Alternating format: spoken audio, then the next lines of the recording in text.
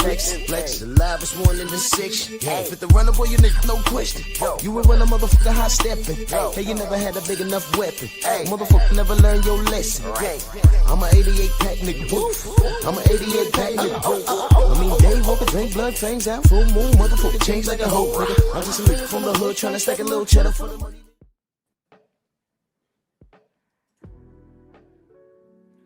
Yeah, buddy. Yeah, buddy. Lightweight. Lightweight, baby. It's time to bleed on this beautiful Friday. Drew Titan Bronx on deck. Shout out to the mighty LDBC. Let's do this roll call. Stormy B-Man, my brother, in here with everything. Salute to you, good brother. Columbia, G McCall, Dow Big G. Great vibes, Ray. Where you been? Salute to you, man. Great to see you.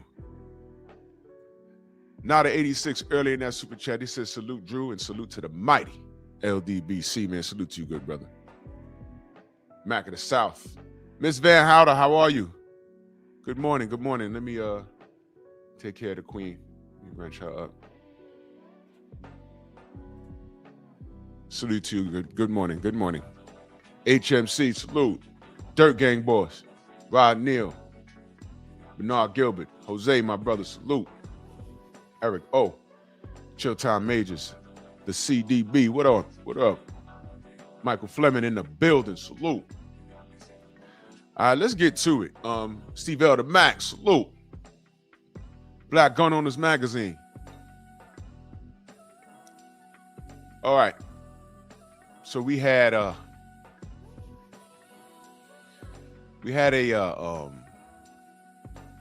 press conference for Ryan Garcia and Mario Barrios.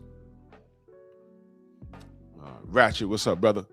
I'm riding with Mario Barrios. I would like for him to beat, better, and stop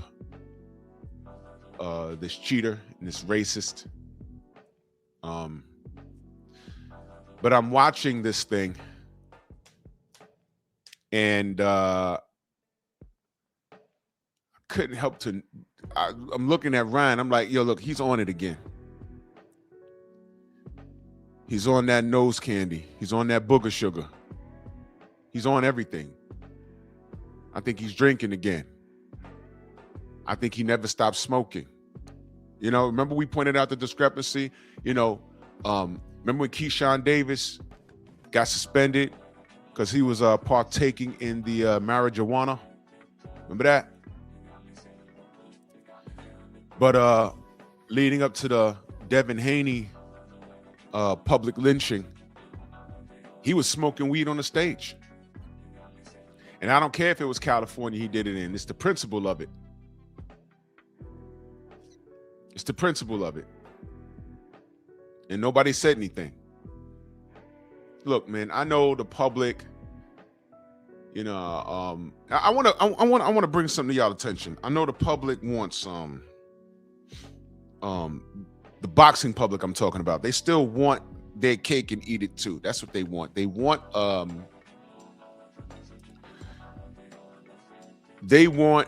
yeah, I saw that, Steve L. I saw that. They want their eye candy at the forefront. They don't care who's doing the work. They want their eye candy. That's why they infatuated with guys like Ryan Garcia. That's why they infatuated with yellowback monkeys like Tank Davis. They're infatuated with guys like that. They want to paint this picture. They want boxing to be like a reality show. Welcome down, Van Houder. Salute, brother. They want this to be, they want the pretty mofos. They can fight a little bit, but they want to run this like reality TV, and that's just not the case. And boxing is a dirtbag business. And as soon as the dirtbag part of the business affects them, they're screaming and crying about it. And I'm going to play for you what I'm talking about. I'm going to point certain things out. True Boxing Night. Salute, brother. Um, this kid is a whining, crying piece of trash. He's not exciting. He's not funny, because Lord knows he tried yesterday. I was not impressed. And it may be because I was biased, but the audience wasn't cracking up. It wasn't funny. He's really trying to sell this thing. And you know what?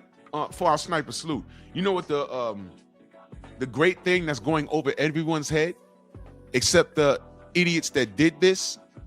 I'm going to make a point. I need you to pay attention. For years of boxing, these companies, Matchroom, Top Rank. Let's just focus on Top Rank and the PBC, because for a long time they were the two big dogs. And then Matchroom tried to come in the market with AJ, with the help of the Zone, and Eddie Hearn, IROC salute, Rick Blackwell salute. They got derailed. Eddie Hearn was smart. He conformed. He said, "Who's the turkey guy? You know what? I'm not competing with him. Resistance is futile." So now Eddie's walking around with the Borg, half a cyborg face now.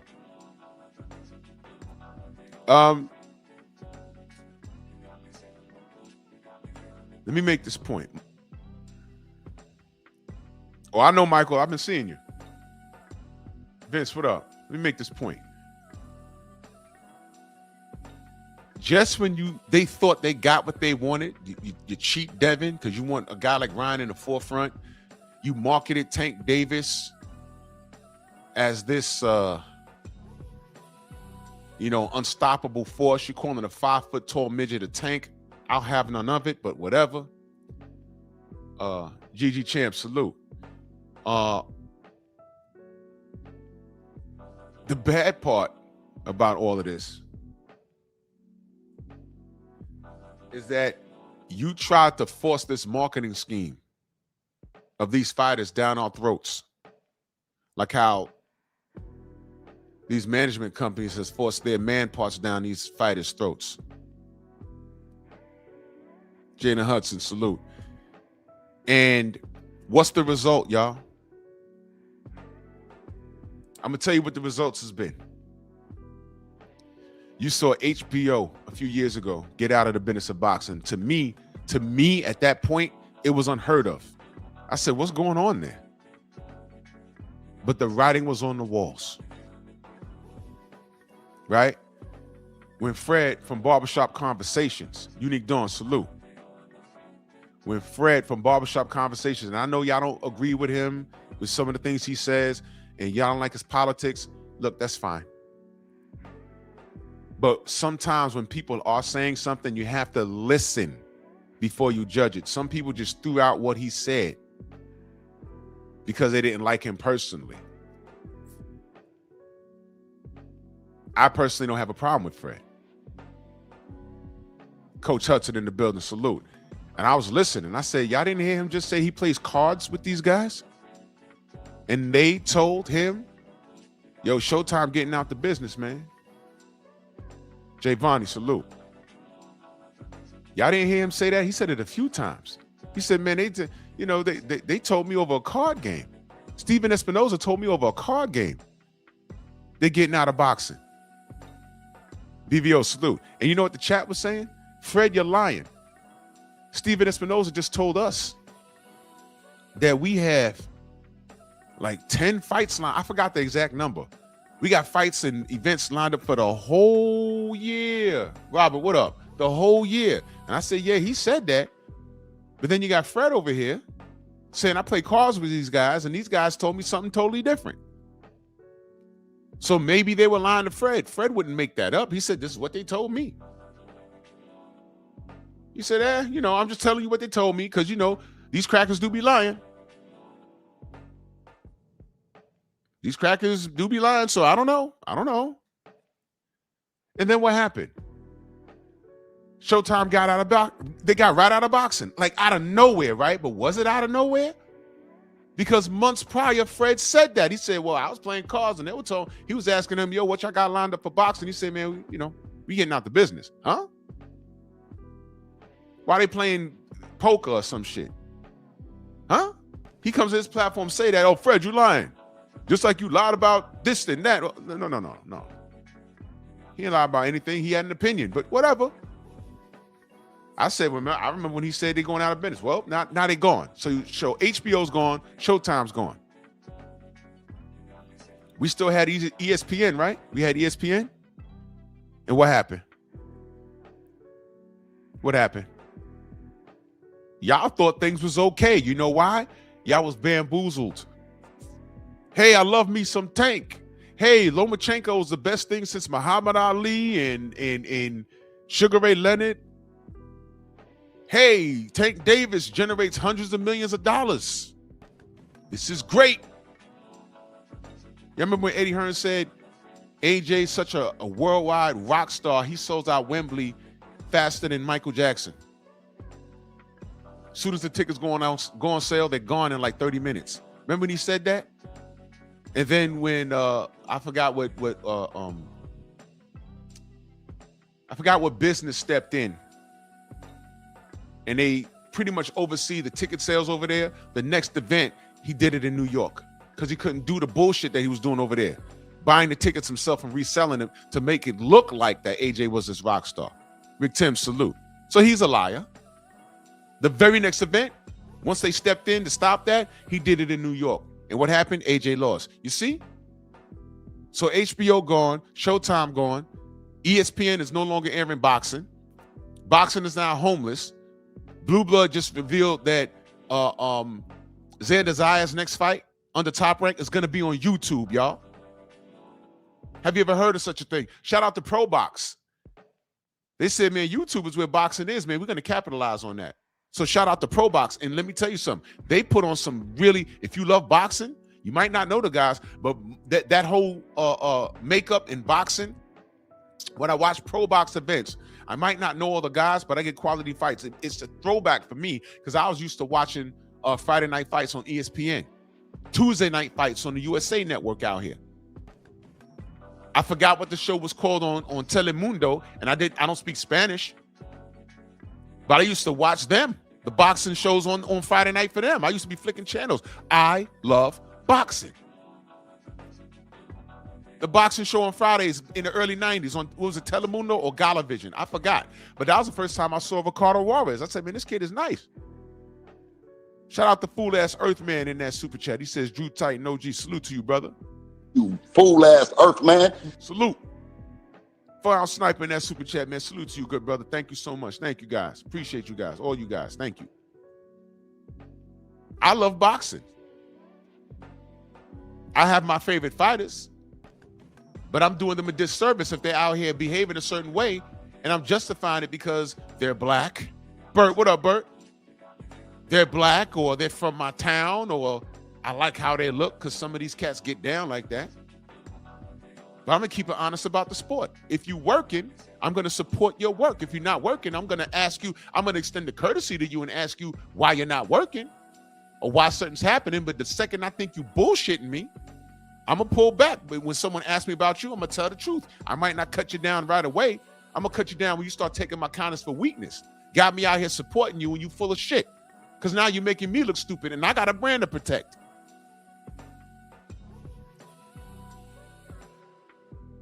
I got a brand to protect. Fuck that.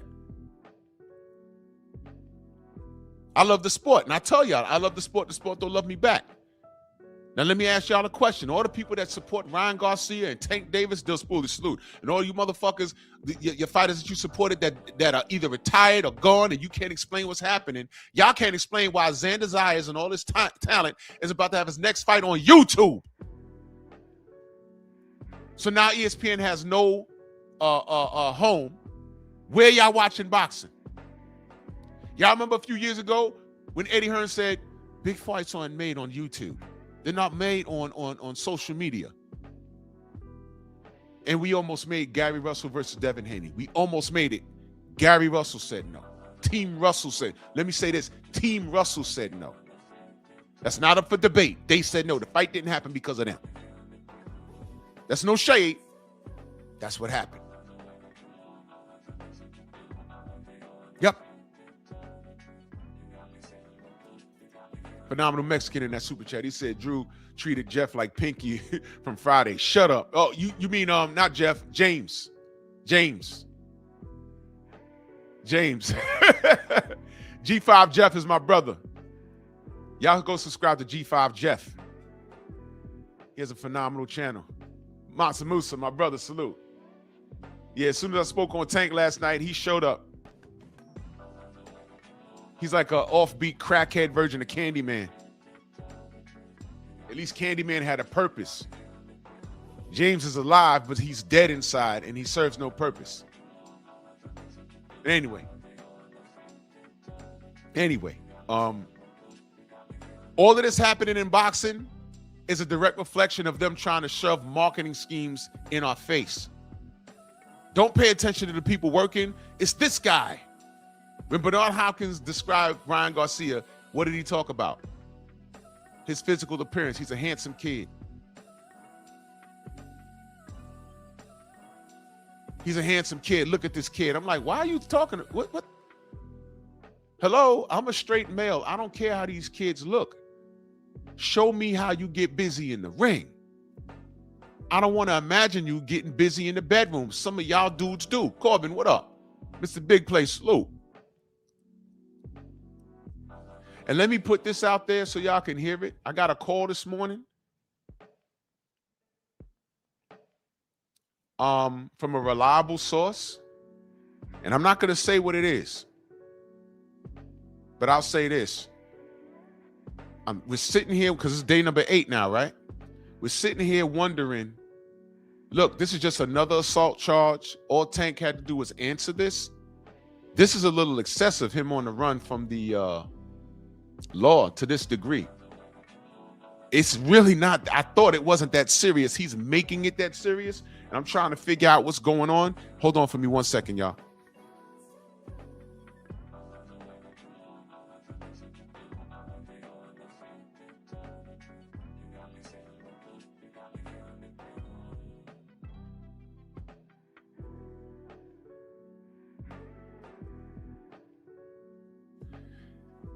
Yeah, when Pops call, you got to answer no matter what. So anyway. So I got some information, and the person that told me this, he said he can't deny or confirm. So when I said, how reliable is your source? He said, my source is very reliable. I said, okay. And I'm just going to say this. If what I heard is true, he could run to the moon. Because if it's what I heard this morning and that information leaks out, y'all don't hear me say this at all. But all you Tank channels, you might want to either close your channel or go back into your history and delete every Tank Davis video. And that's all I'm gonna say about that. And before I got off the phone, when I got off the phone, I said, you know what? I hope that's not true. I hope that's not true. Hope it's not true. Because if it is, I'm not even going to, bro, listen. The roast that I'm going to do, it might be an all day, like a straight up 8-hour, like I'm at a job type shit. The roast I'm going to do is going to be retarded.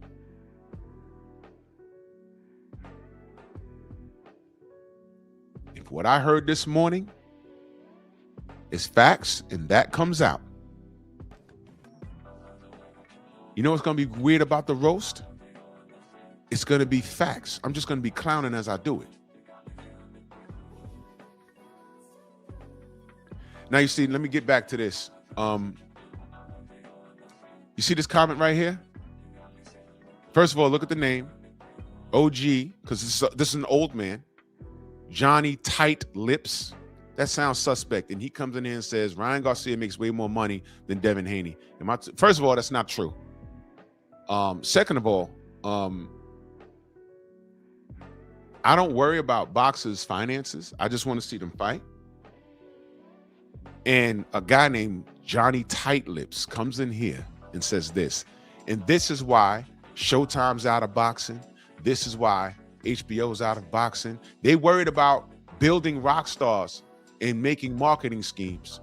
And then when the marketing schemes doesn't hold up to their end of the bargain, as far as sales, as far as drawing an audience, the machine can lie but so much, but the truth always pans out. The truth is Tank Davis wasn't who he said he was. He wasn't what they marketed him to be. Ryan Garcia is not what they marketed him to be. I ain't even got to talk about Devin. He just lost to Rolly Romero, and nobody's saying get it back in blood. Isn't that strange? Y'all go ahead and bang, because he likes getting banged. Y'all go ahead and bang Johnny Tightlips in his mouth with a wrench. Dante Russell, salute, my brother, in that super chat. Salute to you, brother. Thank you so much. Y'all go ahead and do what y'all do, wrench gang. I mean, y'all gang bang him upside his head with your wrenches. So anyway, you see what I'm saying? I'm talking about boxing and how we got here. And this dude comes in here talking about money with the Simpsons avatar. This is amazing work. Get out of my sport. What do I always say? Time reveals all truth. And these fangirls and fan little boys and man fans of looks and stuff. Never mind what he's doing in the ring. Never mind he's not fighting his contemporary. Look at the tattoos. Look at the hair. Look at Ryan Garcia's greasy hair. Hey, man, he's high half the time. No, never mind that. Isn't he fast when he shadow box? Hey, man, he's racist. No, never mind that. But look at his legs and, hey, man, he just assaulted his baby mama. Never mind that. Never mind that. Look at him jog. What do you, wait, hold on. What are you doing? You are not a Jedi. You can't mind trick me. I know what I'm looking at. Yeah, I just said that, Steve L. Top Rank is so down bad. Xander Zayas is fighting on YouTube. But when Blue Blood was telling everybody, hey, there's something going on with the PBC, I don't think they got money. They couldn't secure the Toyota Center. Y'all got mad at Blue. Oh, he's lying. He got a big Tubi. It's going to be on Tubi. Oh, wow. Terrific. Terrific. Oh, he Blue's lying. No, he's just reporting the news. This is the PBC. How did I secure the Toyota Center? Going out here lying. Then he got to call the Toyota Center in Houston saying, you know, what's going on?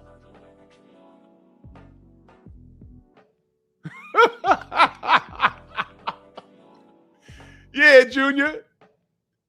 He's in there going crazy.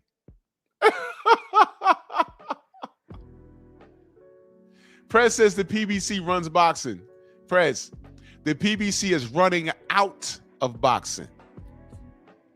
And we knew that when they couldn't secure the Toyota Center in Houston. We knew that, brother. We knew that. We knew that. He couldn't secure the Toyota Center. And we were like, yo, hold on a minute. What's this?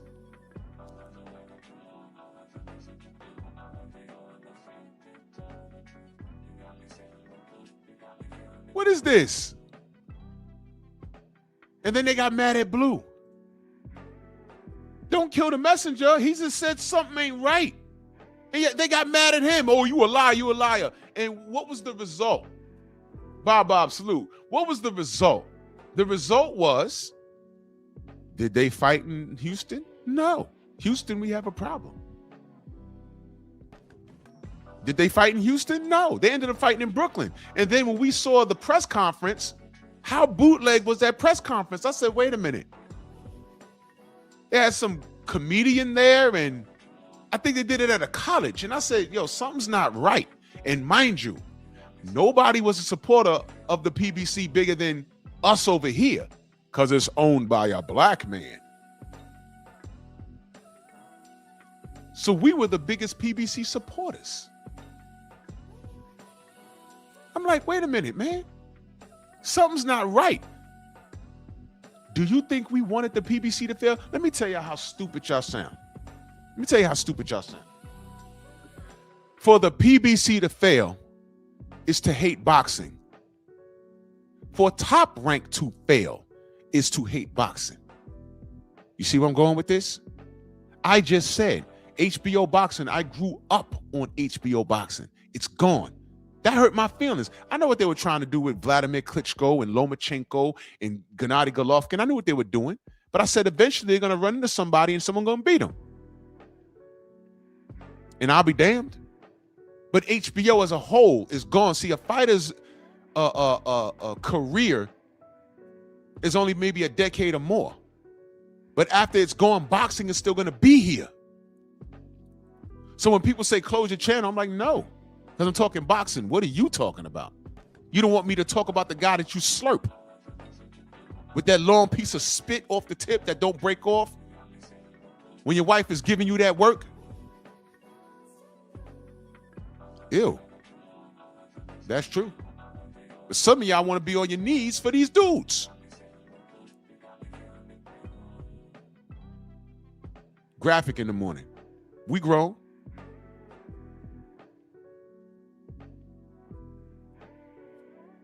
You know what it is. So all of this schmuckery that these clowns did, what I'm telling y'all is they killed boxing. They did that. This is happening because they prohibited the best fighting the best. When Eddie Hearn was telling you about AJ and saying that Deontay is not a rock star, but he's turning around fighting fucking people that are not champions because Deontay was a WBC champion. No Deontay Wilder, but Carlos Takam.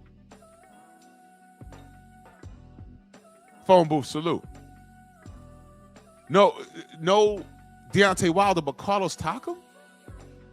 AJ's the A side, but the fight's not being made? What are we talking about?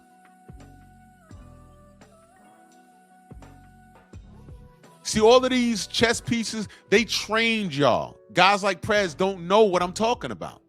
They trained you. Y'all don't think like fans. Y'all think like many business owners. That's why y'all in here arguing about money and all this other stupid shit that realistically don't matter to us. We should be saying, no, make the fight. Yeah, but he's a rock star. People love him and you from his time. Yeah. But I think he could beat his contemporary, make the fight. Instead, you got these fools running around saying, well, this fight don't make sense. And, this fight has to marinate. Why are you talking like that? This is the result. HBO gone. Showtime gone. Top Rank's Aaron Zandazayas on Tubi. Jake Paul, who's not a boxer, came in and he's making the most money out of all of these clowns who played into this. You had Tank Davis, who was a real fighter, sacrificing everything to go fight a clown fight with a YouTuber. Let me tell you how stupid Tank Davis is. He sat up there and told, what's his name? Montana Love. Hey, you went from training world-class fighters to training YouTubers. Yeah, stay on your side. Stay on your side. Wait a minute. He went from training world-class fighters to training YouTubers. What, the YouTuber you're about to fight?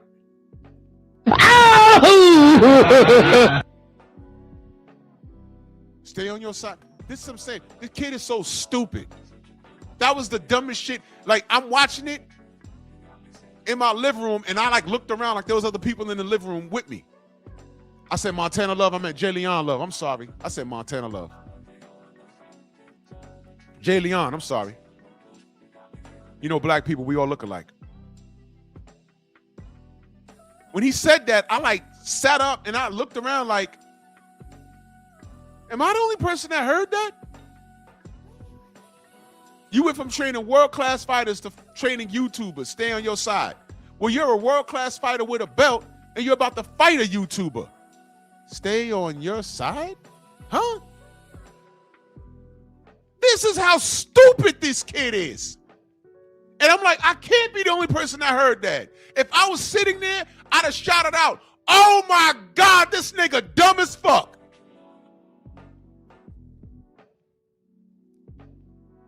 Tell someone don't do drugs while you're doing a line of coke. But hey, we listen and we don't judge. That kid is stupid. That kid is stupid. Like the rest of you fanatics. Y'all are stupid. And the business played up to y'all. And thanks to that, you soured and tainted the industry. And the money ran out for y'all. The networks don't want to fuck with y'all. Because it's a sinking ship.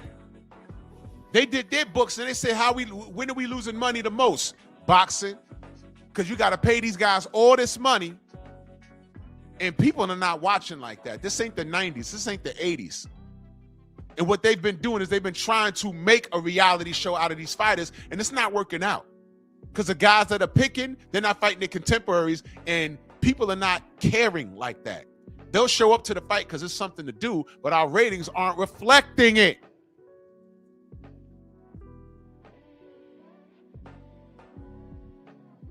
So they've been treating boxing like the WNBA. Shots fired. Shots fired. We're going to go on strike. We want to make more money. Well, y'all haven't made money since y'all started. The WNBA is one big, giant fucking welfare program.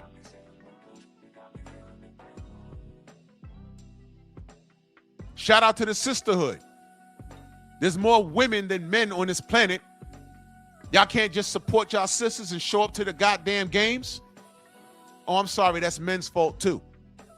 You see what I'm saying? It's a charity case. And that's what boxing has been. But now these fighters contractually saying, if you can't pay me this money, I'm not fighting. Because this is what I'm used to making. Why do you think Errol Spence hasn't been in the ring? They can't afford him. Oh, the PBC's not dead. They're going to Amazon.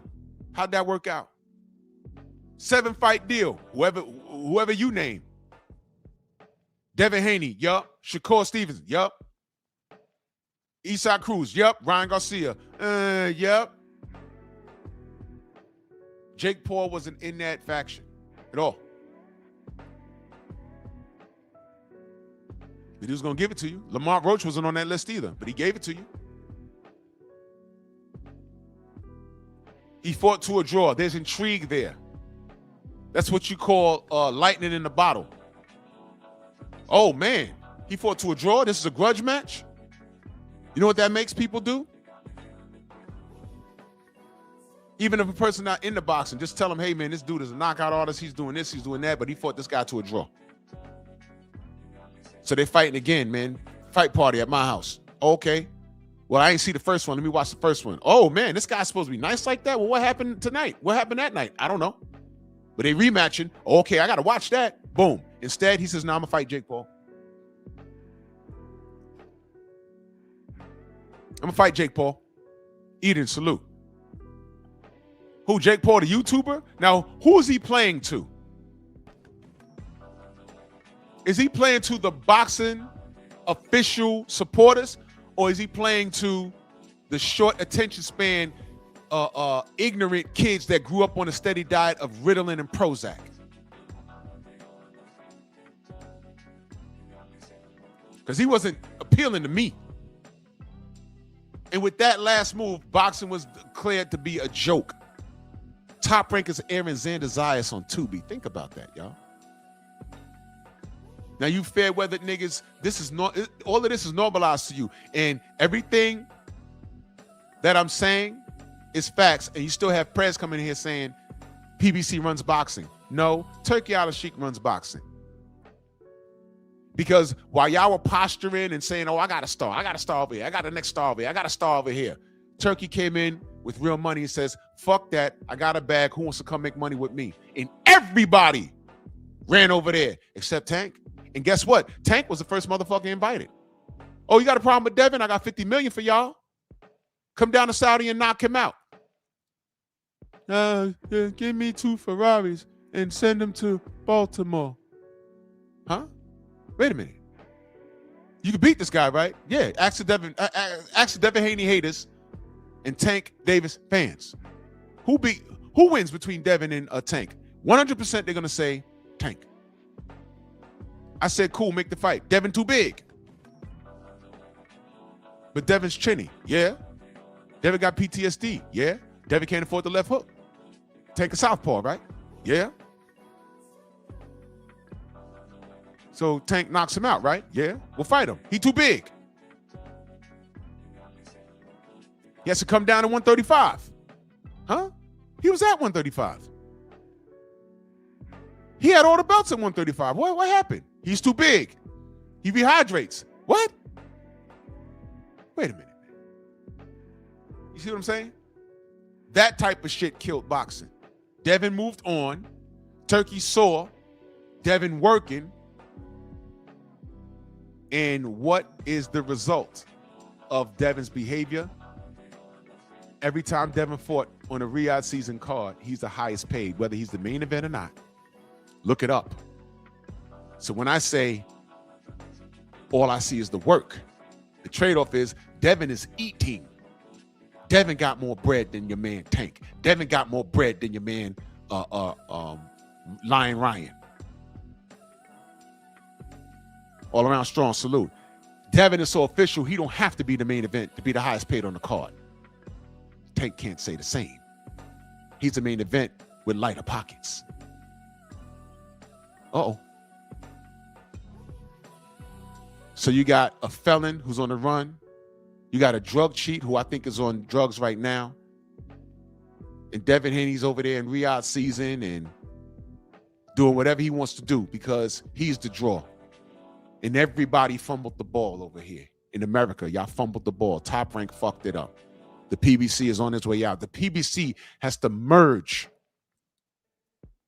with Oscar, allegedly, to try and form a united front to compete against Riyadh season. And Oscar gets on here in his clapback Thursdays or whatever the fuck day it is, saying, I'm going to start putting the people on blast.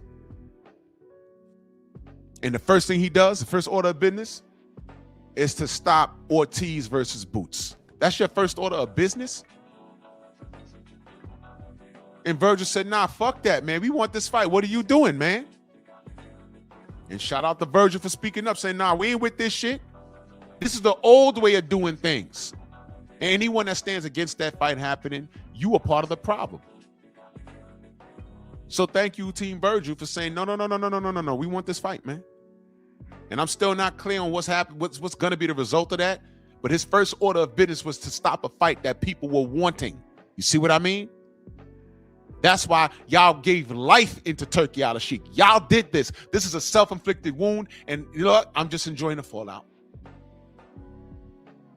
Oh, I don't know, Eden, but if Team Barrios is smart, they'd have been drug testing him the whole time.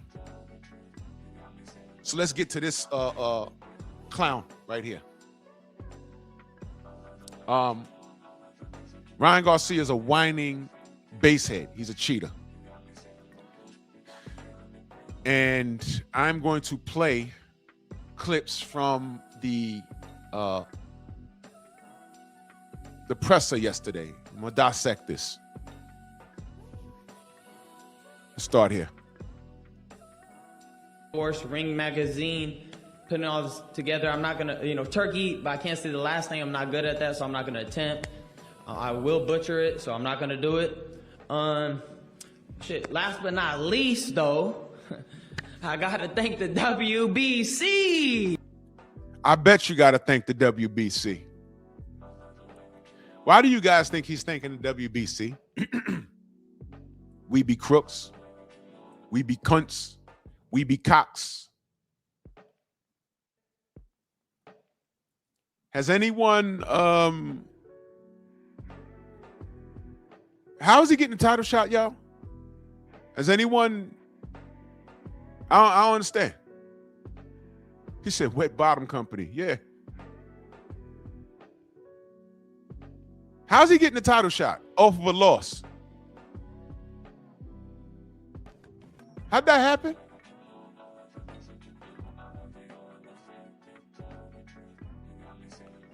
BVO says, why is David hiding from Jai Patai? I don't know. I heard that he's they're finally trying to solidify this Canelo fight for him. So I don't think David's hiding from anybody. He just moved on. And it's funny because the persons that actually duck a guy that's actually trying to put in work, they want him to do everything. And he can only do one thing at a time. He went to 75. He tried to be undisputed at 68, unappreciated. He moved to 75. He's making waves. Now he's saying, I'm going to go to cruiserweight for Zerto. I say slow down, but he's going to do it. And now I heard that they're trying to really make the Canelo fight. That's what I heard. Rod Neal, salute. Oh, yeah, Rod, they easing up on the PED restrictions. Yeah. So, of course, this coke-sniffing clown is, this woman beater himself is going to talk about thank you to the WBC. Yeah, WBC, man.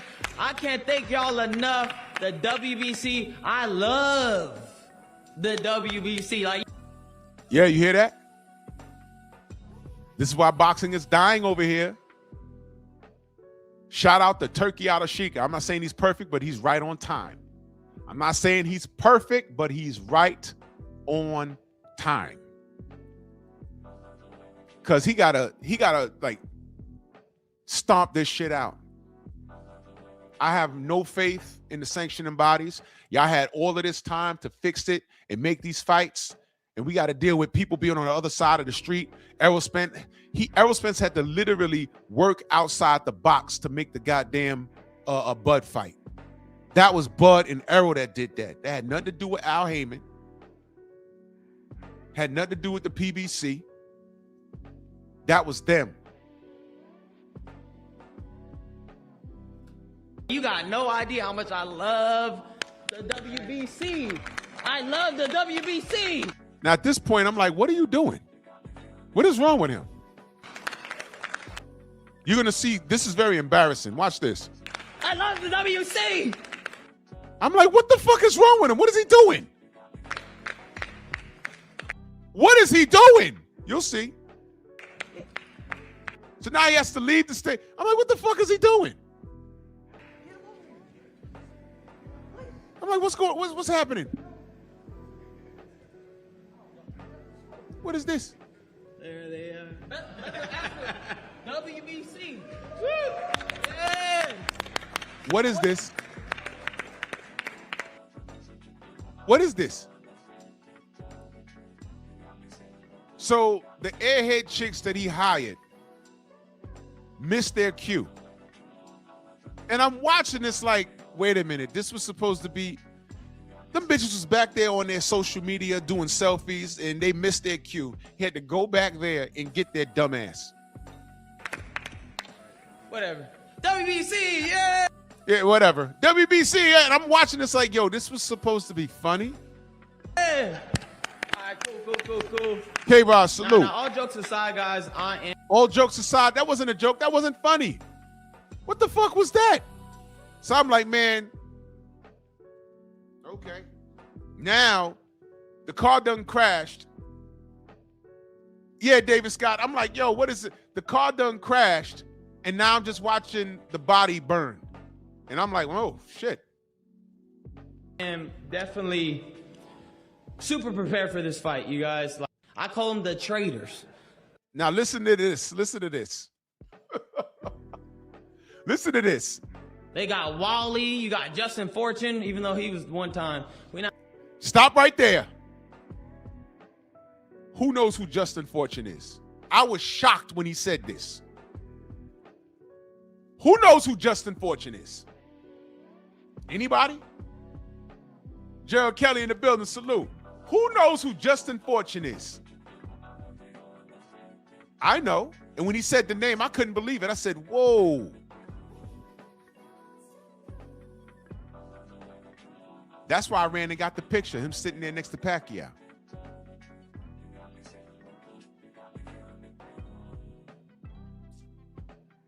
Y'all don't know? I know BFTB knows. Yes!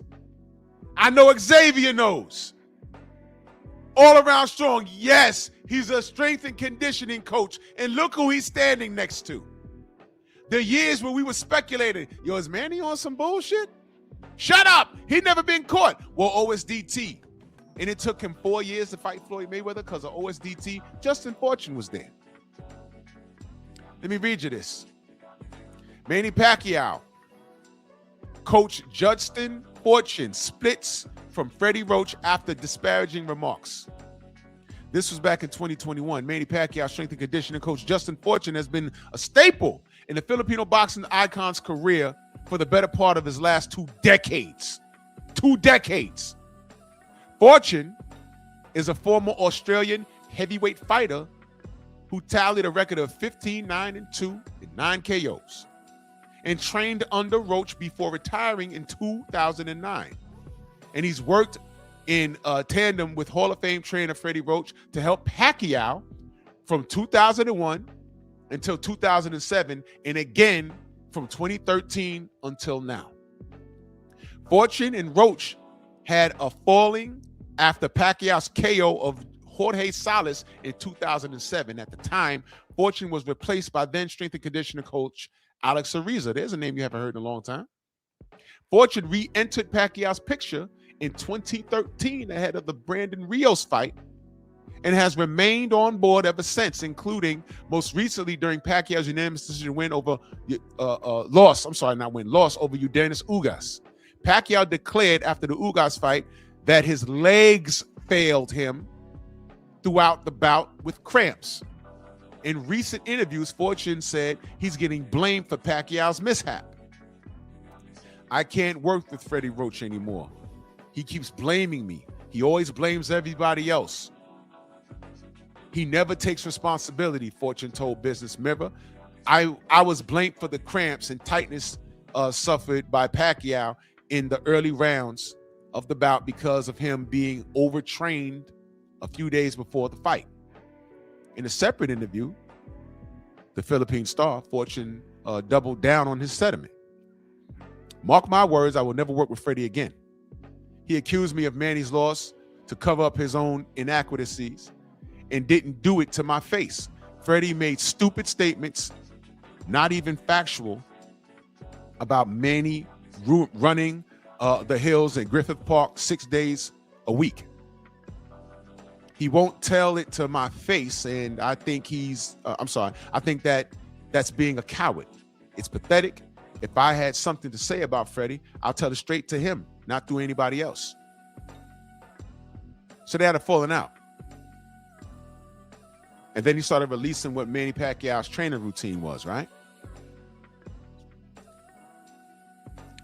But here's the thing about Justin Fortune. In 2012, Fortune sued Roach after Roach told a reporter that Fortune previously used performance enhancement drugs. Previous to that, Roach once sued Fortune claiming he was owed money, but the case was dismissed. Did y'all know that? Justin Fortune, according to Freddie Roach, was a drug cheat. That was back in 2012. You let this man back in your camp with his history. Stormy, salute. Yeah. D-Man, what up? Yep. So you worked with him, you severed ties, and you start to work with him again, and then you accuse him of being a ped user? Strange, right? You know how you kill all of that? Olympic-style drug testing. And once that was agreed upon, and once people started doing it in abundance, Nonito Donaire, Floyd Mayweather, Manny Pacquiao's knockout stopped. Nobody noticed that, but he was never caught, though. But never mind that. Ryan Garcia just thanked Justin Fortune. Let me bring it back so you can hear it again. Listen to this. The traitors. They got Wally, you got Justin Fortune, even though he was one time. We're not too, mad at him. But we do got some gifts for them. We not too mad at him. Google Justin Fortune's name. That's his face right there. It'll tell you all you need to know about this guy.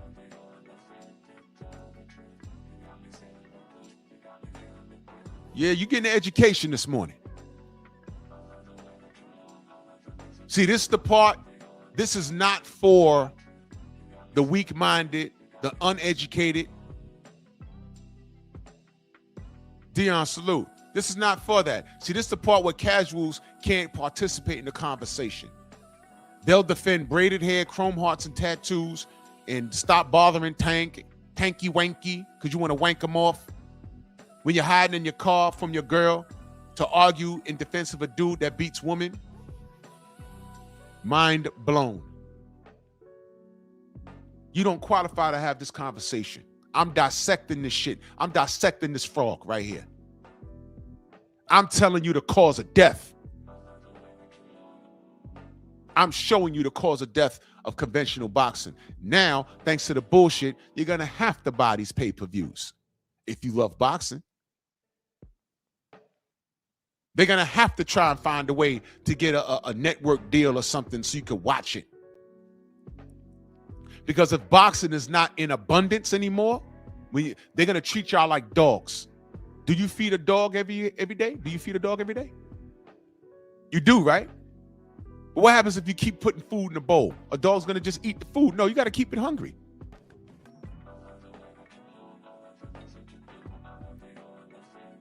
Well, don't listen to me on dog talk. You know, the general is an expert on raising dogs. But you get my point. You don't overfeed somebody. You don't oversaturate the market with bullshit. And then when you do put out your product, it has to be something that's built. They got away from that. What they started to do is they started to market these fighters like you was marketing characters on a reality TV show. That's what they did. Jeff Sparks, salute. That's what they did. And it killed the sport.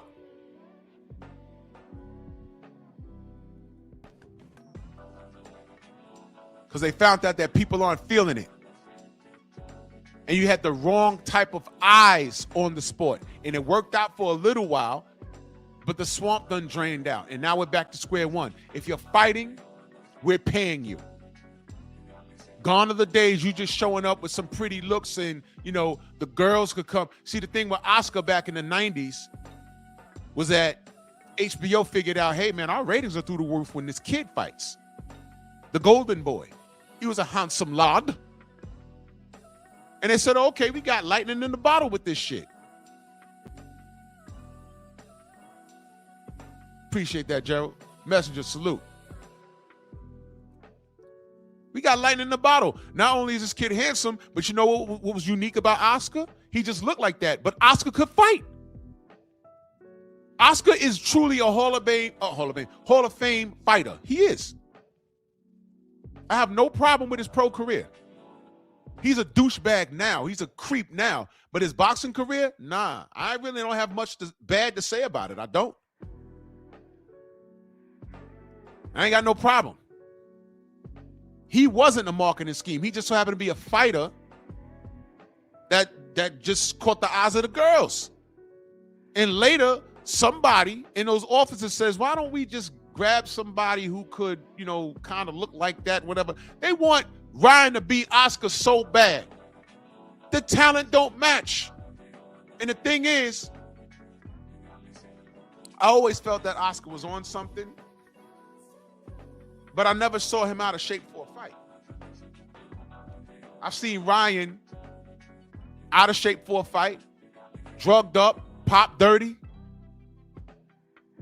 He's not Oscar. Now, whether you factor in the fact that he's handsome, I don't care how a fighter looks. I'm trying to watch the goddamn sport. That's not my market. What are you doing? Who are you catering to? The casuals. And they buy this bullshit. They buy into the idea and they don't spend no money. That's what I'm saying.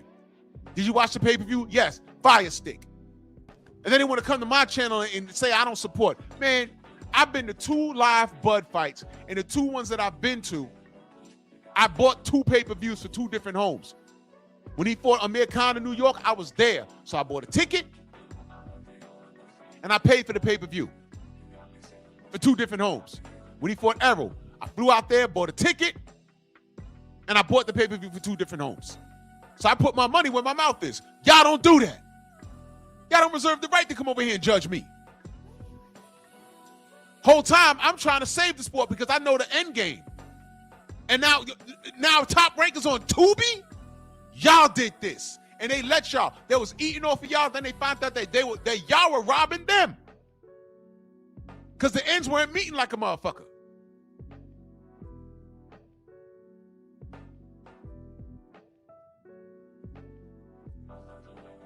This was a slow suicide.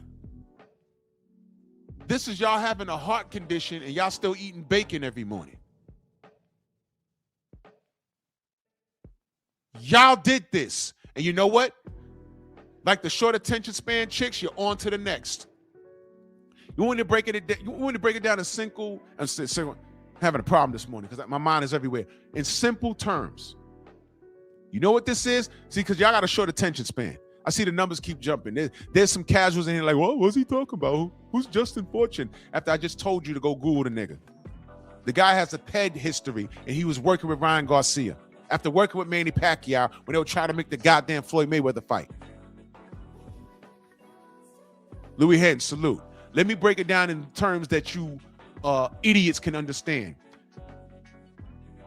Over 2 decades ago, there was a rapper that got on my nerves because every time I turned on the fucking radio, he was on it. His name was Ja Rule. Whatever I think about you. I could not, all summer long, it almost made me a terrorist. I'm like, all right already, goddamn. Whatever about my baby. I was done. I said, you know what? Nope, I'm leaving. It was everywhere. Goddamn on a country station. The way you walk, the way you talk. Anthony, what up? And the shorties loved him. I'm like, I get it. You know, he's super thug. He got bass in his voice. All right, I get it.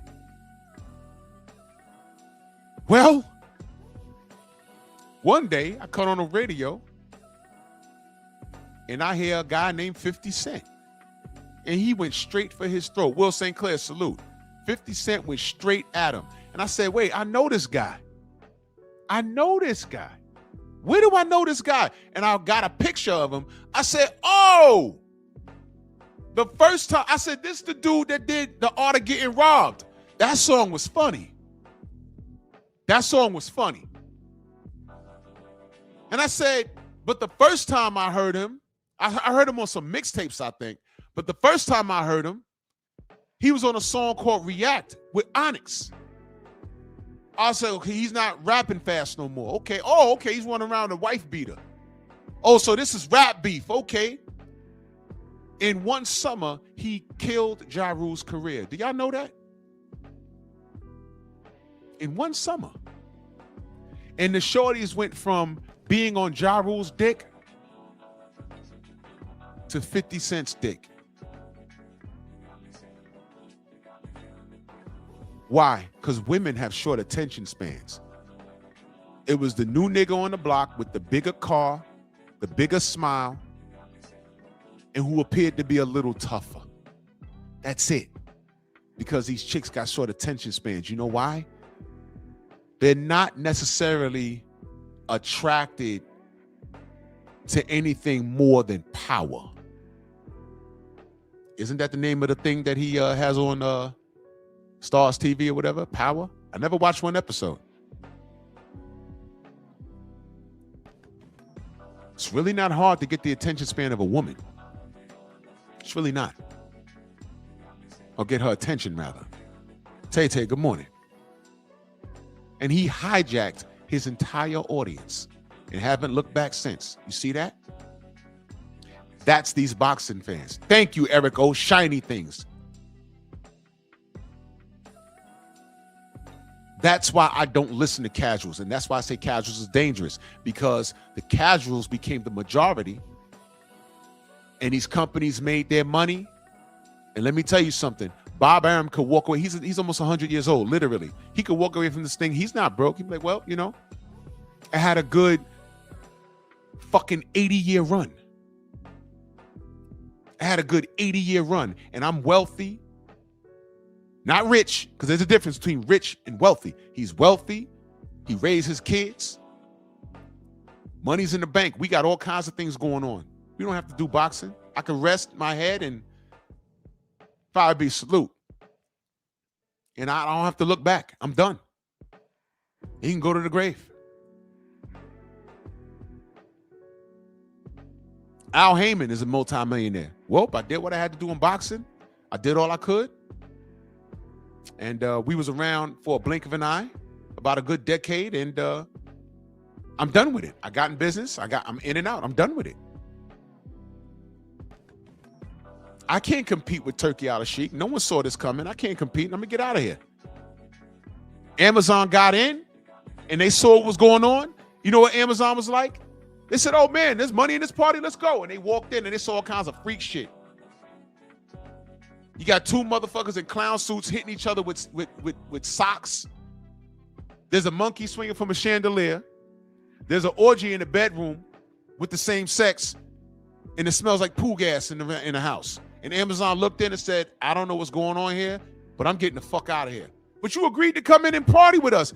Not this. I'm gone." And they left. They left before they got started.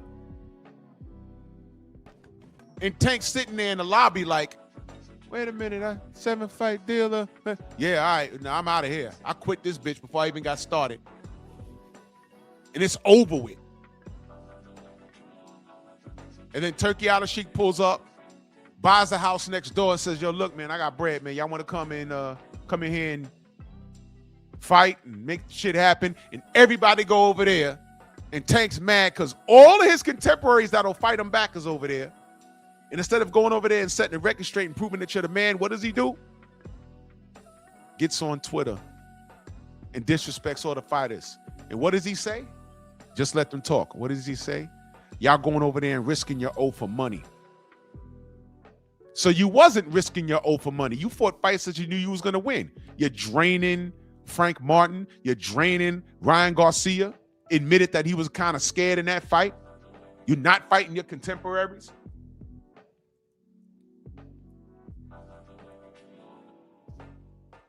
Yeah. Time reveals all truth. And then you got Booger Sugar Ryan on here trying to sell a fight and telling on themselves. Justin Fortune, as soon as he said that name, I said, whoa. So now y'all have homework. Y'all got homework now. But let's go ahead. Everybody's probably wondering why I'm wearing a backpack. I wasn't, but so what? I do. There we go. Do I have to? Oh, this one's for Wally, but we'll save that. We gotta go find jokes first. Oh boy. Where's the Trader, right? Oh no, yeah. Right. You are Right. This guy was so unorganized. The trader. I'm a traitor. Joe Goosen. I'm a traitor. He got some nerve. Listen, if Joe Goosen is a traitor, right? What is this?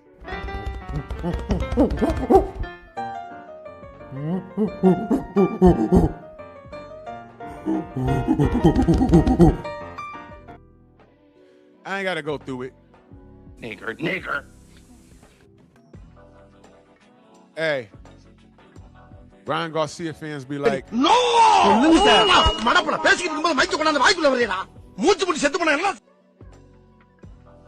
right in the mouth. Right in the mouth. So Joe Goose is a traitor. Listen, man, this is business. In the first Corrales and Castillo fight, Goosen was Team Corrales. In the rematch, did y'all know Goosen was in Castillo's corner? Exactly, Messenger. Is Derek James, is he a traitor? I don't think Derek James is in his corner. His father's the head coach. That's why I'm hoping Barrios wins this fight.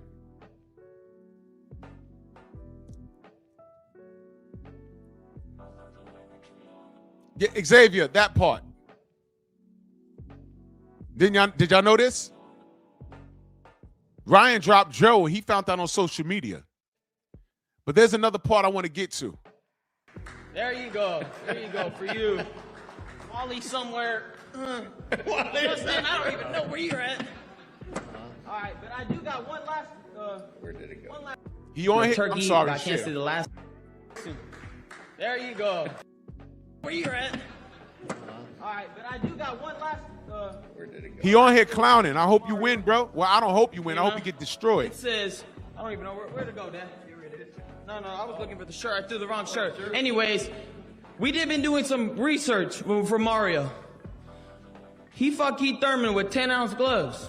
We don't want that. We want 8-ounce. What's that? Keith Thurman, he fought him with 10-ounce gloves. We want 8-ounce. So we want to know what decision you're going to make. Are you going to do 8-ounce or 10-ounce? I want it 8. I want to go at it straight up. He want 8-ounce gloves. Now we talking about gloves. This dude is a train wreck. We want the danger. It's already determined. We already got our 8 ounces. Okay. So we doing 8? Are you? He said it's already determined. What do you? Let's go. Let's go, baby. Let's go. I know, but with Thurman. No. But Thurman, he fought 10. With Thurman fought, it was. He fought 10, right? Who wanted that? No. Oh, Mario This kid is on drugs. requested it. I didn't request it. It was in the contract. They fought with 10-ounce, Joe. No. He said he didn't request it. Okay, well, I don't know who requested, but we doing 8-ounce. That's what we getting it down. No, with. 8. We doing 8. I'm sorry, Mario. I forgot you. Oh, no, here you go, Mario. Right. He said he doesn't want an 8-ounce. He wants an 8 ball. He picked 8. So we're not even going to give it to him. Actually, you know what? He's making T-shirt. You know, this is the. All right. All right. Oh, that's the receipt. Hey, bro, this was not. Yo, dude, I got uncomfortable looking at this. This was bad.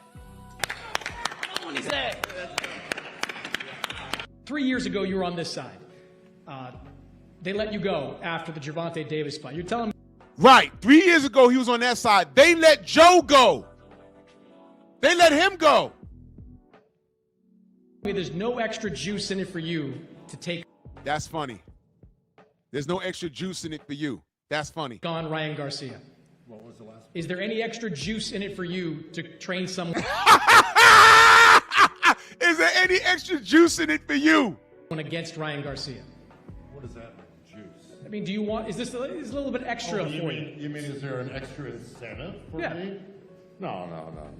My incentive is always the same as it is every fight. For my fighter to win. That's it. Okay? Look, I don't have the resentment. Wherever this resentment is coming from, I don't really know. But the bottom line is, I've got nothing against any fighter I've ever gone against. Ever. Okay? I'm just for my fighter. That's all. And that's the way it is. I don't go to bed at night, thinking about revenge or anything of that sort. I just go to bed at night thinking about what can I do to better my guy that I'm training. I could cuts and just grueling fight. We're gonna really have to get to it. That's why I'm This kid is on drugs again. I'm telling you. in this mindset. Like I'm really punching myself. Like I'm bone smashing. Like I gotta go in. Type shit. Does Joe's presence really bother you on the other side? Oh yes, this dude really did this to me. Like, bro. Joe did. You fired him, you idiot. Let me break it down the simplest terms for all you simpletons out there. You break up with your shorty. Y'all, I'm done with you for whatever reason. A month later, you find out she's smashing a dude that you knew up the block. You ain't really cool with him, but y'all see each other in passing. It's not no problem. And now you see them out and about. And you go crazy. You gave her up. It's okay. Goddamn. Egalitarian, salute. Sam Max, salute. Like the first thing, like it hurt me when he didn't show up after my tank loss. That was a pretty. Let's stop there. He lost the tank. He said Joe didn't show up. Do y'all remember this? B-Hop and Oscar didn't show up either. Because at the post-fight, I watched it. And I said, wait a minute, where they at? Where they at? And you know what Rick Glasser said?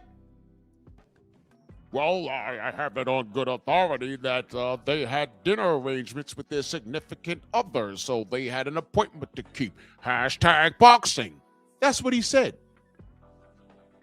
And dudes was cooking them on Twitter. I was like, nah, man, get the fuck out of here. The kid lost. Why are they not there? Don't tell me about no dinner reservations when Oscar was promoting Canelo Alvarez at the most important fight of his career against Floyd Mayweather. Where was Oscar? He checked into rehab. That's a true story. He checked into rehab. So this dumb cracker says they had dinner reservations with their ladies? They're rock stars. The reservations could wait. Go console your fighter that just lost. Because if they did go to dinner and left Ryan standing there high and dry, that's foul. But you was hanging out with Oscar and B-Hop after that, so why you got mad at Joe Goosen? You didn't fire them. You fired Joe.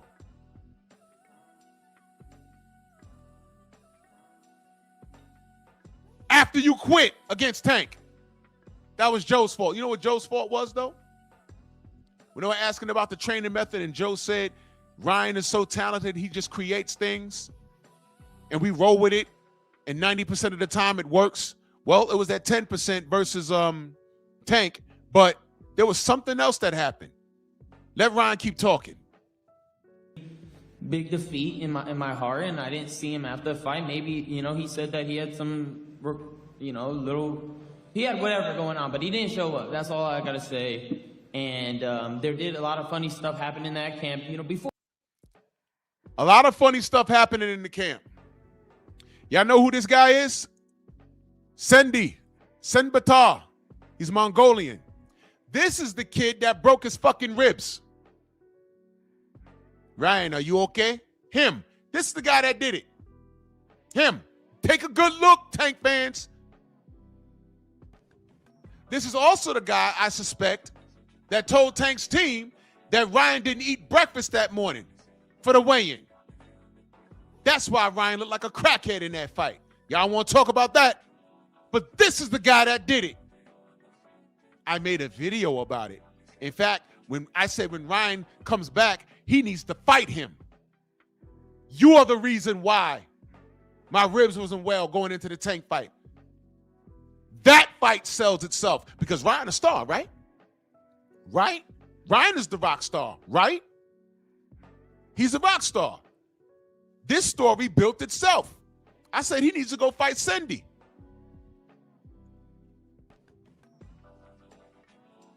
Batar out of Mongolia was the chief, one of the, I don't know if he's a chief sparring partner, but this is the guy that did it. If y'all didn't know, y'all Tank fans know so much. This is the guy that did it. And then released the information. Yeah, his ribs was broke.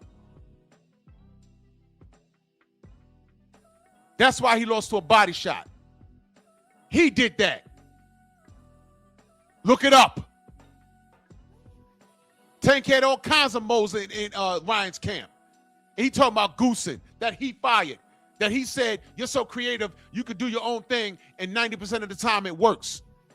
And I said, well, that's a bad idea, Goosen, because you're the coach. You need to be teaching him how to win. Don't let him freestyle it, because he doesn't have a good IQ. He got a quick left hand, and that's it. But when that's nullified, what you got? I'll tell you what you got. Him laying on the floor against Rolly Romero. Because outside of that, in order for him to compete, he has to juice up and come in overweight and cheat. Cheat to compete. Boss. Before that camp, it was pretty cool. I ain't gonna lie. We had a lot of great moments, and that's where you build a relationship with your coach, and it was cool for a while. But then it shifted when, a big money fight comes, and a lot of people are involved, and this person, that person knows this person, maybe he did talk and told the wrong person, and that person told somebody, and, you know, because some stuff got out in that camp that shouldn't have got out, you know? So. Is he not making excuses? Right now, because this happened yesterday, there should be a ton of videos talking about how this motherfucker made excuses as to why he lost to Tank Davis. He's blaming everybody. He's blaming Joe Goosen and moles in the camp that y'all knew about. Guess what? You was a victim of the business of boxing. Are y'all going to blame the victim? But when we said, hey, man, Deontay Wilder's team, they didn't know what to look for, which is why he got cheated. When we said that, what did y'all say? That's his fault. Hell, Roy Jones Jr. got on my show and basically said that was Deontay's fault. That's what he said. He said that out his own mouth. I said, wow, Roy, that's his fault? Okay. Blame the victim. All right, fine. Okay. We can blame the victim. All right. That's what boxing is, right? It's your responsibility to know. Okay, all right, fine. That's what we're doing. Okay. Is anybody going to hold him accountable for saying this right here, Ryan Garcia?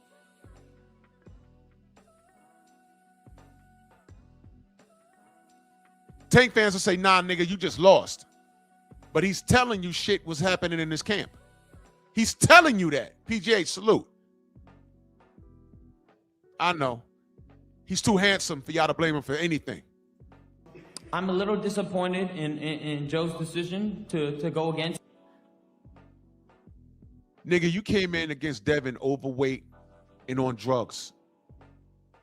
You don't reserve the right to be mad at anybody.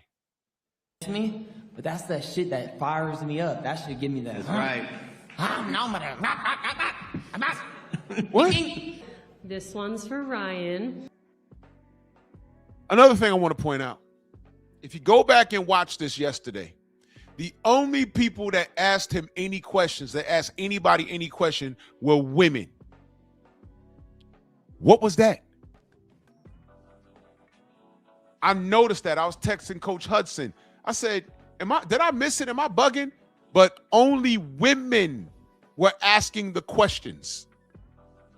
Am I bugging? Did I miss it? Did any man get up there? I know there was some dude from the rafters screaming at him.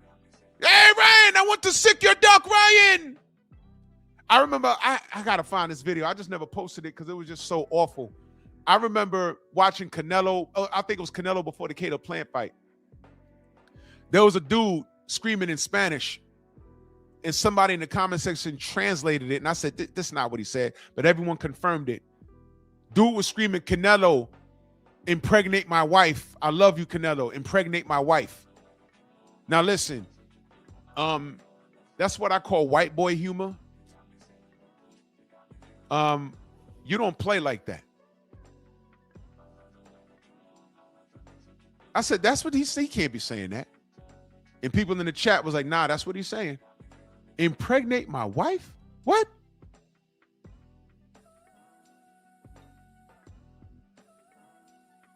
It's a little strange, ain't it?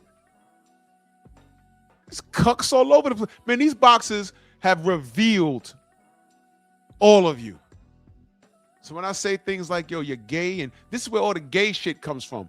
It's a joke, but not really, because this is what I see. This is what I see in y'all. So when I ask y'all, what is it? Phenomenal Mexican, he said that? Yeah, see, you know the video I'm talking about. I was like, what the? That's what he's saying? So when I ask, what is it with this Ryan Garcia fanatics, all you knuckle draggers? What is it? What is it? Okay, Tank's not fighting his contemporaries. He has a lot of work to do. What's going on? Huh?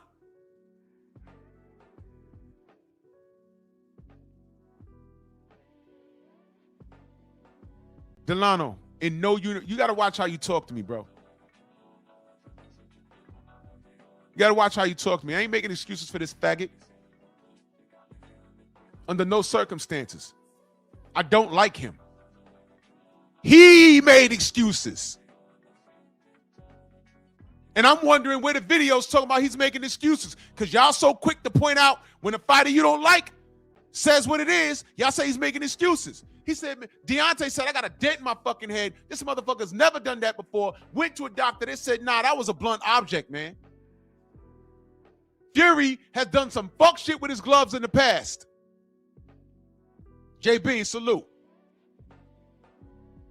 He's a known cheater. He's a known drug addict. And he put some shit in his glove and it caused a dent in my head.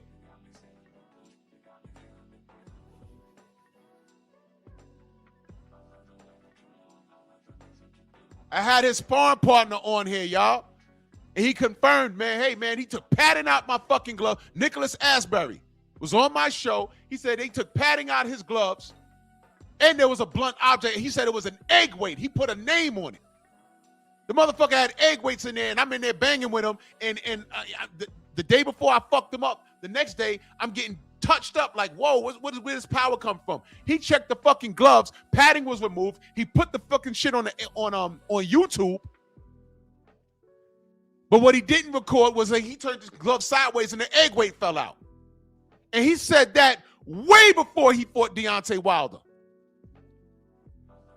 And he was in camp training for Deontay. And they didn't call Nicholas a liar. You know what they said? We were just trying to give our guy confidence. They didn't say he was lying. They apologized. Take that. But y'all don't hear that. Yeah, but that's still an excuse. Because Deontay can't box. And I don't see nothing but niggas saying this. That's why I don't like you. And that's why, listen, boxing needs to die. Burn this bitch to the ground. Burn it. I did a live 2 years ago now. Pompeii has to fall, man. Fuck this shit. I tried. I don't care that the PBC is going away. I don't care that Top Rank is now airing shit on Tubi. I don't care. And is Turkey perfect? No. Hey, man, Dana White's going to run boxing like he runs the UFC. So that means we'll get the fights that we want, that we deserve. Yeah, but the Muhammad Ali Act, you ask any casual what the Muhammad Ali Act is without them going into their phone. You're supposed to know this shit. Don't talk about anything technical in reference to boxing when you don't know boxing. Because you just sounding off shit you hear. I remember at work, I was having this, somebody was trying to debate me on boxing, and I legitimately made something up. I forgot what I said. I put two fighters in the ring. Because I said, oh yeah, when this guy fought this guy, you know, the public ain't say that. And one dude knew, he looked at me with his face, and I like tapped him, like, don't say nothing, don't say nothing. I looked at him like, and I gave him the cut those sign, don't say nothing. Because he was like, what the fuck, they never fought. I was like, shh, shut up. And dude was like, nah, but when that fight happened, and I let him go on a 3-minute dialogue about a fight that never happened. I just looked at him. I looked at dude. I said, you see this shit? And they want to debate me. And I just walked off. And he was cracking up. What? What's going on? Where you going? Yeah, exactly. I think I put Shane Mosley in the ring with somebody that it was something stupid. And if you watch enough boxing, you know that fight never happened. But I did that on purpose because I kept telling him, why are you always talking to me about, because he was a huge Miguel Cotto fan because he was Puerto Rican. I say, yo, I hear that, but yo, bro, stop trying to engage with me. When Cotto fights Floyd, Cotto's gonna lose, man. It's okay, root for Miguel. I like Miguel Cotto. But I don't see him beating Floyd. It's not gonna happen. And then he wants to talk to me about styles and everything else. And, oh, where were you when Tito knocked out Pernell Whitaker? He didn't knock out Pernell. He knocked him down in the first round. Well, it's the same shit. I'm like, oh, my God. You see, I can't have those conversations. It's insulting. So then I started just playing with him like, hey, man. Oh, yeah. But when Shane Mosley fought, I forgot, well, I had Shane Mosley in the ring with somebody. I think the motherfucker was retired. I said, well, that was different. Oh, that's what I said. I said, yeah, but because he was trying to make it a black fighter versus Latin fighter thing. I said, man, listen, man, when Carlos Monzon fought Sugar Shane Mosley, that fight was close, man. I was rocking with Shane, but Carlos Monzon is a legend. Yeah, but you see, in that fight, though, the power of the Latino, and I'm looking at him, and dude looked at me, and I like hit him like, yo, chill. Let him talk. 3 minutes. 3 minutes. He went on about Mosley versus Monzon. I got up, put on my hat, and I said, well, see? And I walked off. Oh, he don't want to talk now. Yep, you're right. Sid Mark in the Strong House, man. Salute to you, good brother. Thank you so much. Thank you. My brother Anthony in that super chat. Salute to you, good brother. He said, peace, Drew. This is for calling Garcia the word that rhymes with maggot. Absolutely. Absolutely.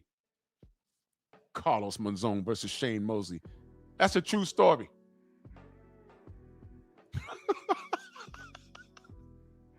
Couldn't believe that shit. Trillion, what up, man? But why is it that the bitches was only asking questions? This whole press conference was a farce.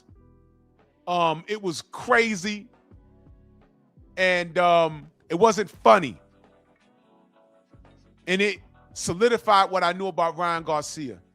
He's not an entertainer.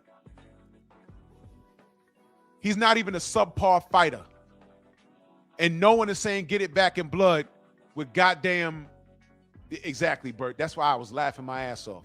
He just heard a Latin name and he just rode with it, trying to include himself into the conversation in which he knew nothing about. And he kept trying to debate me with it. And realistically, he was low-key racist. Because Floyd was running around fighting Latins, because that was the drawing power there. But anytime somebody light-skinned with black hair got into the ring with a black fighter,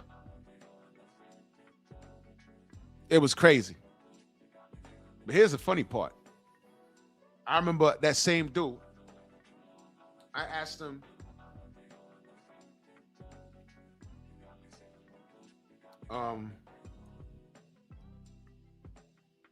if turn on your TV, you watch boxing. T Hunt, salute. Phoenix March, my brother, salute. Turn on the TV. Aaron, what up? And you see a black fighter facing a Latin fighter, right? Well, at least that's what you think you see.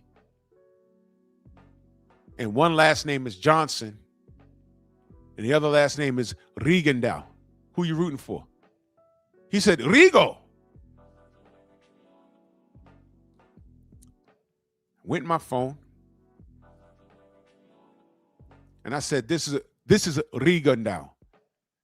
Not only is he Cuban, but he's so black he looked African.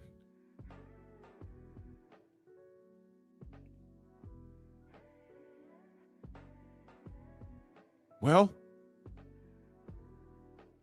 and what happens if the Johnson guy is some white guy from Wichita?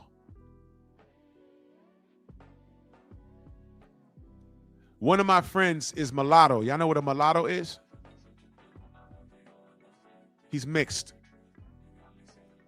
His mom is white, his dad is black. And being that he's in New York, guess what ethnicity people think he is? They think he's some kind of Latin. I can't tell you how many times we've been hanging out and somebody come up to him and just starts talking in Spanish. He got to look at them and say, yo, I don't speak Spanish. And for years, the ongoing joke with him is, yo, damn, do I need to learn Spanish? I said, hey, you may as well, man. You may as well. He has black hair, and he could tell you he's Latin, and you'd believe it. But his dad is black, his mother's white. His mom is white. She has black hair, his mom is white. Black hair with hazel eyes. He has hazel eyes, but he has facial features like his dad. So he looks Latino, but he's mulatto. But we live in New York. Mark, what up? So automatically, he's gone to the Puerto Rican Day Parade with the bandana.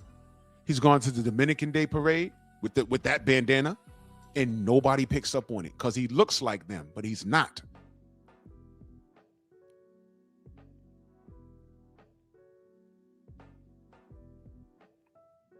He don't know shit about no rice and beans. He knows collard greens and fucking, what is it, green bean casserole.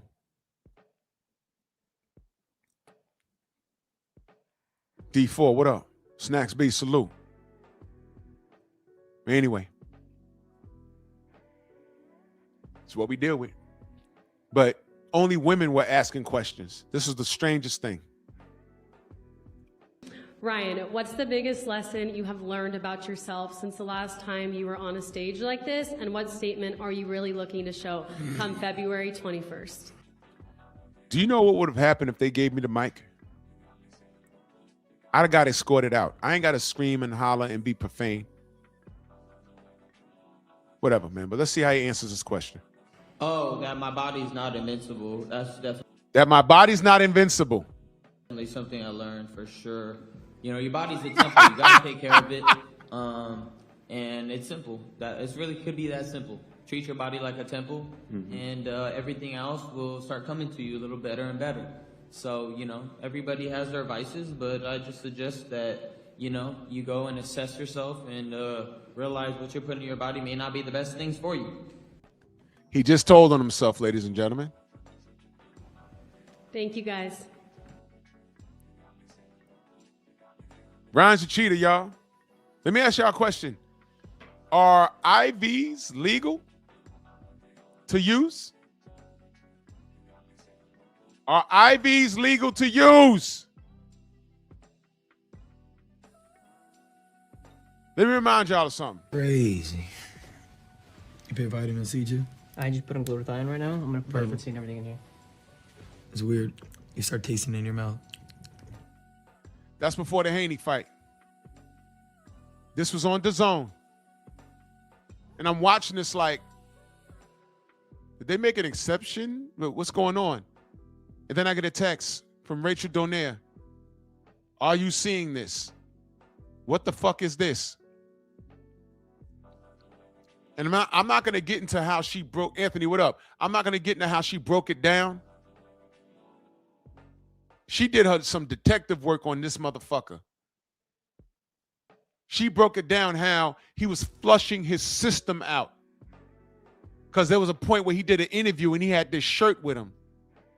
And in this scene, you see the shirt. It was the same day. Some shit. But this is why they only caught 1/1000th of a gram of the ostarine. And he might have had some more shit. He might have had extra nandrolone in his shit. This is how they caught the ostarine. It was only 1/1000th of a gram. It was more in there. Please don't act like you don't know how this shit works. I love that. What happens when Ryan Garcia does not have his super juice? Whack, shot, smack. Right here. Hey Ryan, they canceling the face-off. They trying to kick us out. They canceling the face-off. We gotta pick it up, Ryan. This is round 12.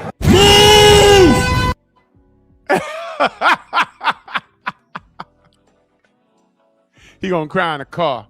And that he did indeed. Questions, comments, bitches, moans. Dude, he loses the Barrios. Pack this fool up. Pack this fool up. And that's real shit. He started getting his ass kicked by Rolly. They canceled the fucking face-off.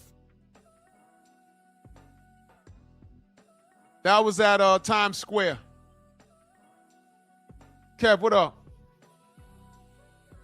That was at Times Square. Shakur.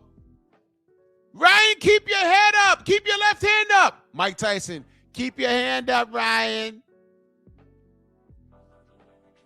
You see why I said a few days ago I got to back off for these niggas? Because not everybody's your brother. Look at how they treat Devin. I'm like, yo, wait, hold on. Ryan cheated him and this and that and this and that. I don't care, man. I'm just watching boxing. All right, cool. Well, I've watched enough of you, nigger. You can't put down your goddamn virtual guns for 2 seconds and recognize what's going on. Try talking to casuals about the Black Murderers Row. Try asking a casual, what does it mean when a fighter says, I'm about to freeze this guy out? That means he's not going to help feed his family.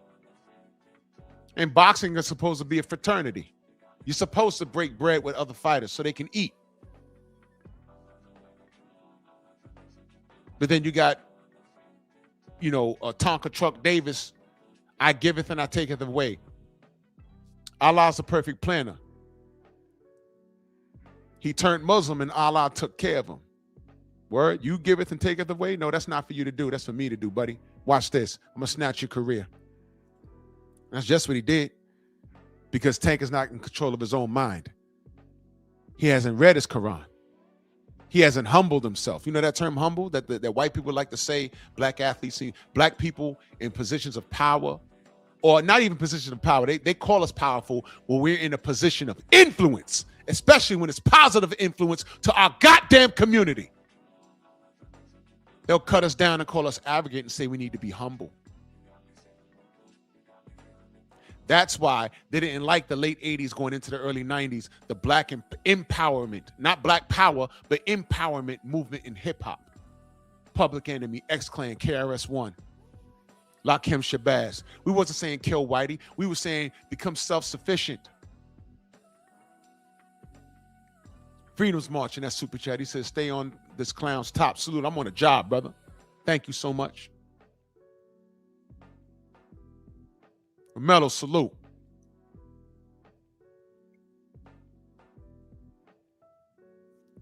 Hip hop has a definition.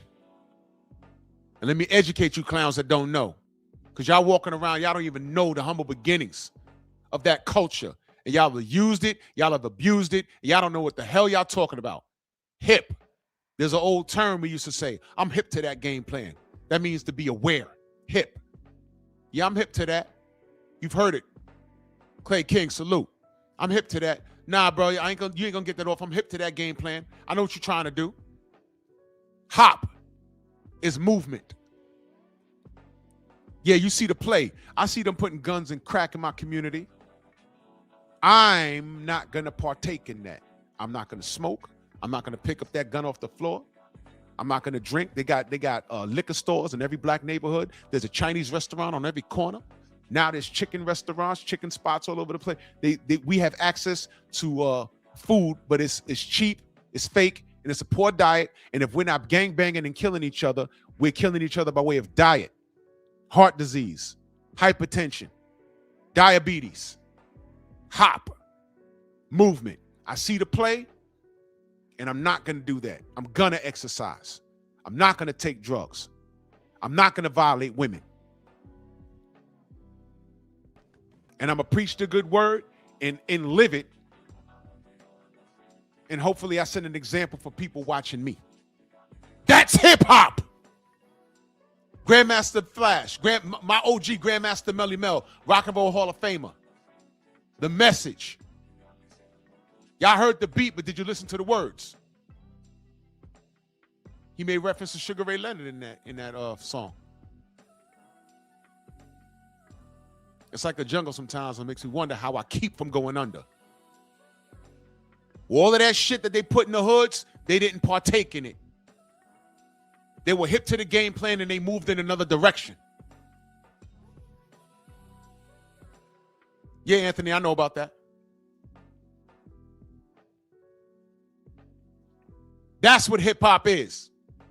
You've been educated. Supposed to lead by example. Now, what example are motherfuckers like Ryan Garcia setting for boxing?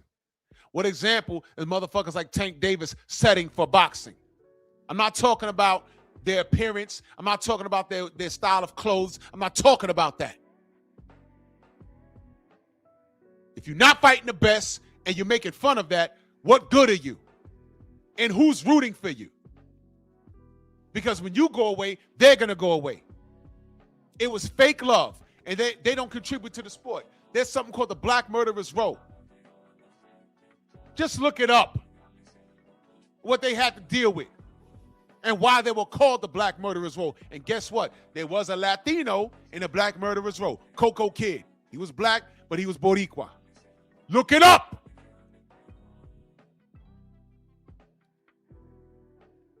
Don't come over here talking about how great Tank is. He ain't shit.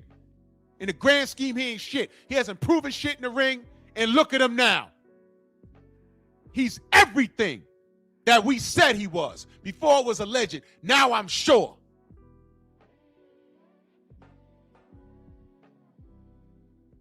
He's a coward.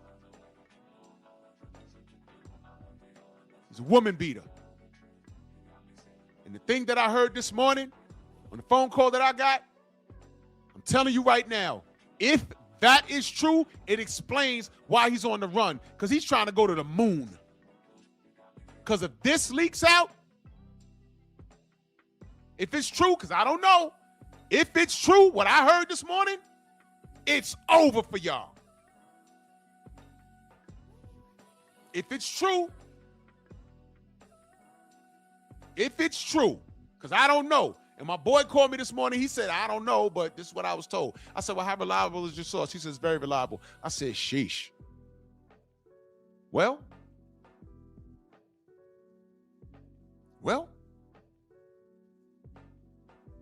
okay. All right. We'll see.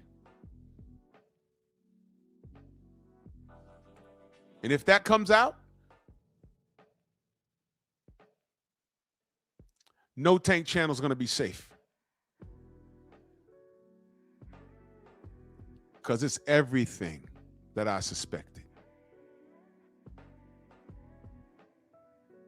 You fake ass fans need to go away because y'all ruined boxing, and all the companies did was capitalize off your foolishness, make a ton of money, and they're getting out the game. Bob Arum's going to be fine. Al Heyman's going to be fine.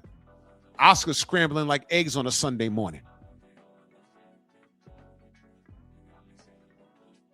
And Turkey came through with a real bag of money and saying, look, man, just have the best fight the best. Y'all want to make money, come over here and beat your contemporaries. You're going to go to the Hall of Fame because you'll be able to say, at least I fought 5 of my contemporaries and I beat 3 of them. And at one point, I held that TKO belt. And don't look now. They just signed Jai Opetaia and Alexander Usyk. Take that. I'm watching the work. What are y'all watching? Y'all watching bulges in gray sweats. You fairies. Let me get my day started before this ice storm hits New York. Y'all stay warm. Y'all stay safe. I'm going to go out. I'm going to get this workout in. And I'm going to come back home. And I'm going to make some vegetable soup with some barley. And I'm going to try and do 2,000 push-ups today. I'm getting old. But salute to everybody in the Venmo, the Zelle, the Cash App, the Super Chat.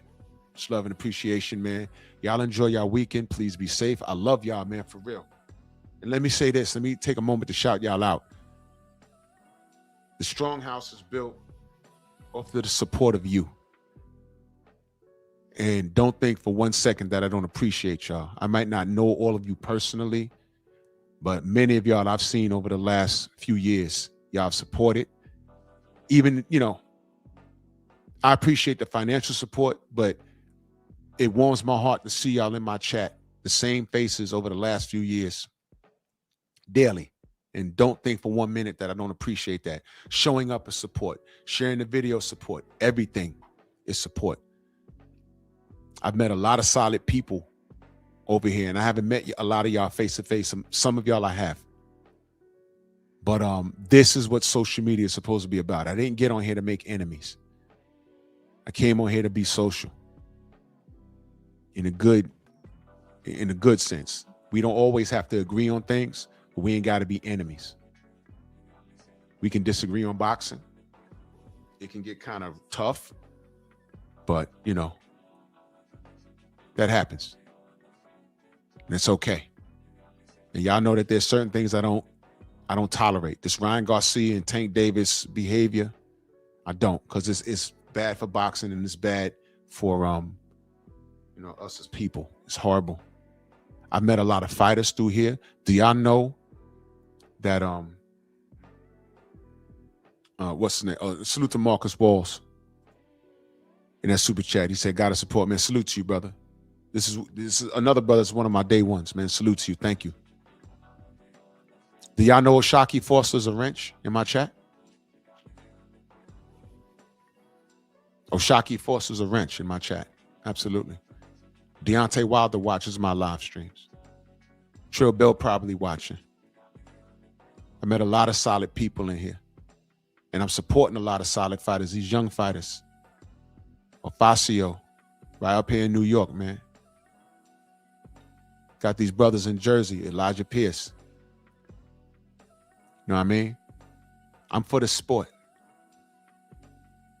And I started the Painful Excellence podcast because there's other things that this spills into. You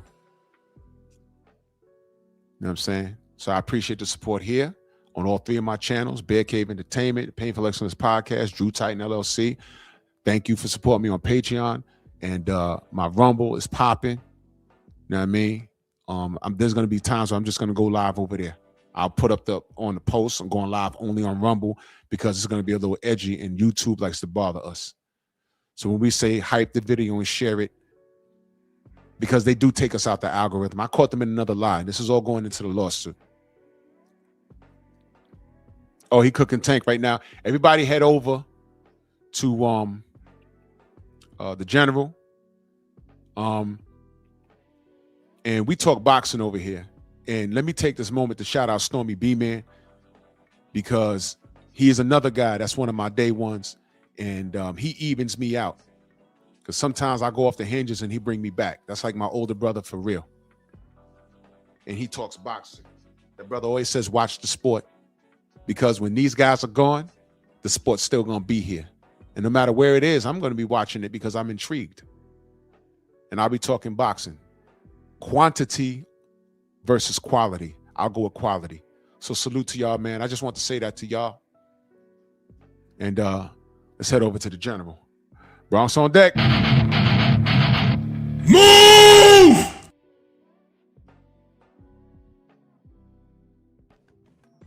Why are you gay? Who says I'm gay? You are gay.